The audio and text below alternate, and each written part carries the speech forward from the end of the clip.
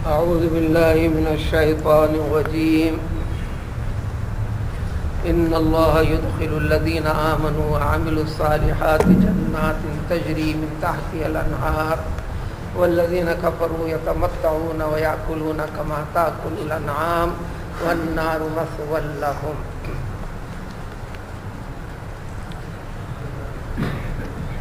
توحید سے متعلق باتیں گزری تھیں، جس میں توحید کے ساتھ ساتھ توحید پر باقی رہنے کے طور طریقے اور خاص پہلو جو گزرا اس آیت سے پہلے والی آیتوں میں، کہ مومن کے لیے، مسلمان کے لیے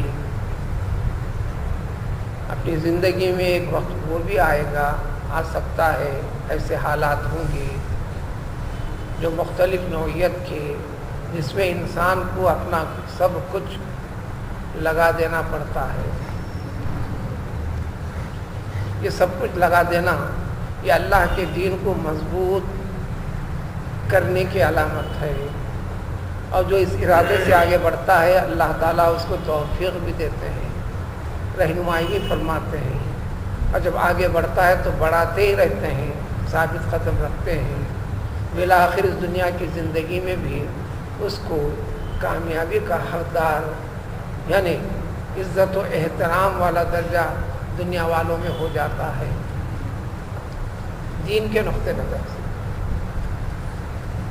اسی سلسلے کی کڑی تھی جو جہاد کا اعلان بھی کر دیا گیا، جو آخری شکل جان اور مال کے قربان کرنے کی بھی تھی. اب اس آیت میں ذکر کرتے ہیں کہ یقیناً ان جیسے بندوں کے لیے اللہ تعالیٰ ایسے ایمان والوں کو جو ایمان کے تقاضوں میں نیک اور اچھے عمل کرتے ہیں. اچھا عمل کیا ہے؟ جس کا حکم اللہ تعالیٰ نے دیا، اور جس چیز کو رسول اکرم صلی اللہ علیہ وسلم نے اچھا بتایا، اب وہ عمل اچھا ہو گیا. جن چیزوں سے روکا، منع کیا، وہ عمل برا ہو گیا، وہ اعمال برے ہیں. زندگی کے ہر شعبے سے جڑے ہوئے معاملات میں کیا کرنا ہے اور کون سی چیزیں بری ہیں جو انسان کے لیے نقصان دہ ہیں، انسانیت کے لیے ضرر رساں ہیں، ان ساری چیزوں کی تفصیل عملی طور پر رسول اکرم صلی اللہ علیہ وسلم نے پیش کر کے صحابہ کرام رضوان اللہ تعالی علیہ مجمعین کی جماعت کو پیدا کر دیا. ان کے بعد میں آنے والوں کو تاکید کر دی کہ دیکھو ان کے طریقوں پر غور کرو، ان کی زندگیوں پر غور کرو، ان کی عقل اور فکر پر غور کرو تو تمہیں دین سمجھ میں آ جائے گا، پھر ہدایت والا پہلو تمہیں مل جائے گا. تو وہ سارے کے سارے نیک عمل جو کرتے ہیں تو اللہ کا وعدہ ہے ان کے لیے کہ اللہ تعالیٰ انہیں ایسی جنتوں میں داخل فرمائے گا، جگہ دے گا. یعنی دنیا کی مشقتیں بیکار جانے والی نہیں ہیں، دائمی ابدی زندگی اور ابدی نعمتوں والے مقام پر تم کو جگہ دے گا، جس میں ہمیشہ ہمیشہ کے لیے نہریں بھی بہتی رہیں گی. ان نہروں کی وضاحت تفصیل ابھی ایک آیت کے بعد پھر آئے گی.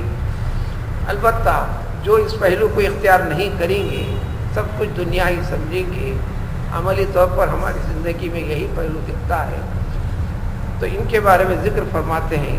البتہ وہ لوگ جو دنیا کی زندگی کے ہر چیز میں اپنی خواہشات کی تکمیل میں لگ جاتے ہیں، خواہشات کی تکمیل کے لیے جتنے طریقے ہو سکتے ہیں اختیار کر کر بڑے عیش و عشرت کی زندگی گزارا کرتے ہیں، اور ہر چیز میں مزے لیتے ہوئے اس میں ہر پہلو اختیار کرتے ہیں، تو اس طریقے کی ان کی زندگی کو بتلاتے ہیں کہ گویا یہ زندگی میں جو کھا رہے ہیں ایسے جیسے جانور کھا رہے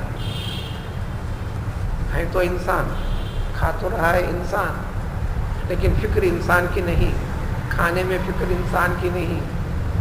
جو مقصد صرف جانور کا ہے کہ بس پیٹ بھر جائے، چیز میرے ہاتھ تک آ جائے، مجھ تک پہنچ جائے، بس یہ غرض و غایت صرف حیوان کی ہے، جانور کی ہے، انسان کی نہیں ہے.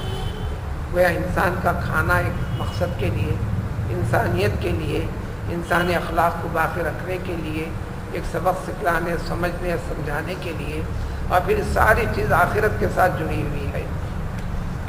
لیکن لوگوں کی کثرت، بلکہ کہلانے والے مسلمانوں کی بھی کثرت، کہ جو اس طرح کھاتے ہیں، کھاتے چلے جا رہے ہیں، یعنی کھانے کی غرض و غایت سمجھ نہیں رہے ہیں، تو گویا یہ جانوروں کی طرح کھا رہے ہیں۔ حقیقت میں انجام اللہ تعالیٰ فرماتے ہیں دراصل ان کا یہ کھانا پینا، اس قسم کی عیش و عشرت والی زندگی، ان تمام کا انجام ان کے لیے دوزخ ہے۔ تو گویا جنت بنانا ہے انسان کی زندگی کے عمل سے، اس عمل کو فکر کے ساتھ جوڑنا ہے، وہ فکر دین اسلام کی ہے، وہ فکر تعلیمات خداوندی کی ہے، وہ فکر بتائے گئے طریقے محمدی صلی اللہ علیہ وآلہ وسلم کی ہے۔ اس فکر سے ہٹ کر جو انسان زندگی گزارتے چل رہا ہے، ہر کوئی چیز سمٹنے، جمانے، لوٹنے، لاٹنے، صرف کرنے کے اس میں لگا ہوا ہے، ظاہری طور پر تو وہ اپنی طرح مطمئن ہے کہ میں اس طریقے سے کامیاب رہا پنا، دراصل کامیاب نہیں، وہ زندگی کے نتیجے کے اعتبار سے وہ ناکام شخص ہے، اور دنیا والوں کے لیے نحوست والا شخص ہے، پھر اس کے اپنے مقام کے لیے بھی یہ سعادت مند شخص نہیں ہے۔ اس قسم کے طریقے پہلے والوں نے بھی اختیار کیے۔ فرماتے ہیں کہ دیکھو تم لوگ جن بستیوں میں رہتے ہو اور جو انسانوں کے بیچ میں رہتے ہو، اس جیسے انسانوں سے زیادہ قوی مضبوط قسم کے لوگ تم سے پہلے بھی گزرے ہیں۔ کئی ملک گزرے ہیں، کئی شہر گزرے ہیں، کئی بستیاں گزرے ہیں۔ اس مقام سے جس مقام کے پاس تمہیں تنگ کیا جاتا ہے، تمہیں ستایا جاتا ہے ایمانیت کو اختیار کرنے کی وجہ سے، تو ان سے کہیں زیادہ قسم کے لوگ جو ستاتے ہیں، نفرت کرتے ہیں۔ جب قرآن نازل تھا تو حضور اکرم صلی اللہ علیہ وسلم، صحابہ کرام رضوان اللہ تعالی عنہم اجمعین مراد تھے۔ مشرکین مکہ کا یہ طرز تھا، طریقہ تھا، آخری شکل و صورت یہ نکلی تھی ان کے لیے اخرجت کا۔ آپ کو، آپ کے ماننے والوں کو مکہ چھوڑنا پڑا، مکے سے نکال دیا انہوں نے، مدینہ گئے، مدینے میں قیام کیا۔ یہ ایک مقام سے دوسرے مقام کو نقل مقام کرنا پڑا، چاہے قریب کا ہو دور کا ہو، صرف اس واسطے کہ اللہ کے حکم کی اتباع کو اتباع سمجھ کر اختیار کیا تھا۔ ہم نے ان کے ساتھ کیا کیا؟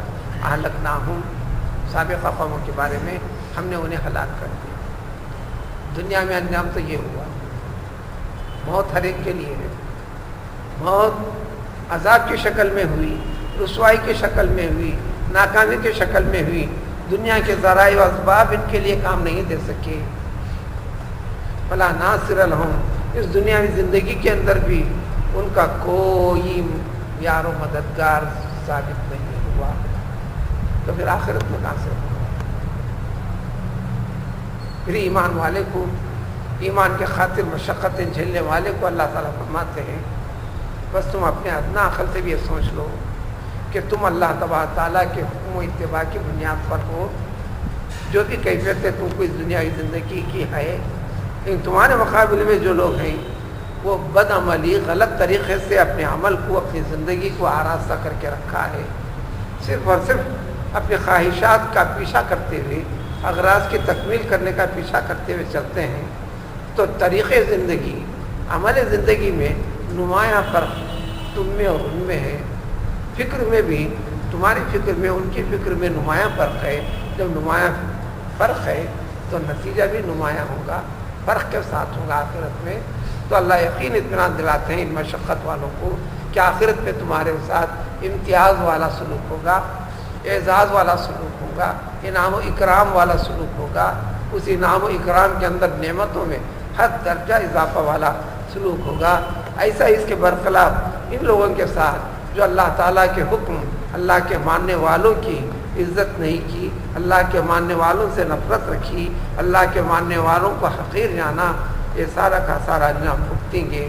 اس کی مزید تفصیل مسلسل سلسلہ آگے آیتوں تک ہے، اگلی آیت میں